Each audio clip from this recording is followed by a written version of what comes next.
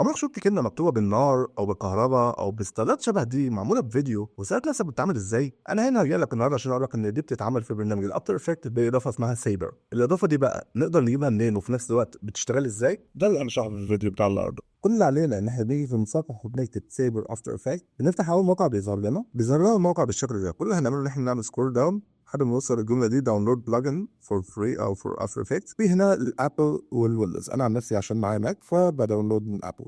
بعد ما ثبتنا الاضافه بتاعتنا بنيجي هنا على البروجكت بتاعنا بنعمل تو لايرز، لاير منهم بتبقى سوليد كلر واللاير الثانيه بتبقى هي التكست اللي احنا عايزين نعمل عليه الافكت. نيجي على السوليد كلر ده وبنضيف عليها افكت، بنبحث عن سيبر بيظهر لنا بالشكل ده. فكل اللي علينا ان احنا نعمله بنيجي على كاستمايزيشن كور هنا وبعدين بنختار سيبر نبدلها بتكست لاير، وبعد كده النون دي بنختار منها التكست اللي عندنا، بنلاقي الافكت ظهر عليه هنا. بنقلل بس احنا عندنا هنا اي حاجه سواء الاند سايز نفسها مثلا او بنقلل الانتنسيتي او ستارت سايز بمعنى صح، ايا كان اللي احنا عايزين نقلله. وبعد كده بنلعب في الكي فريمز براحتنا بحيث ان احنا نشوف الشكل اللي هيعجبنا. طبعا احنا ممكن نختار اكتر من شكل من هنا بحيث ان احنا ممكن نغير، ممكن تخليه مثلا ان هو يبقى ارب، يبقى حاجه شبه كهرباء كده، يبقى حاجه شبه النار شويه، يبقى حاجه شبه النار برضه. في اشكال كتير انتوا ممكن تقعدوا تقلبوا ما بينها بحيث ان انتوا تشوفوا الشكل اللي هيظبط معاكم وتطبقوه. وفي نفس الوقت عايزين ان انتوا تطبقوا اشكال اكتر او استخدامات اكتر ليه، ممكن تكتبوا سيبر افتر افكت على اليوتيوب وتشوفوا الشورتس او الفيديوهات الموجوده عليه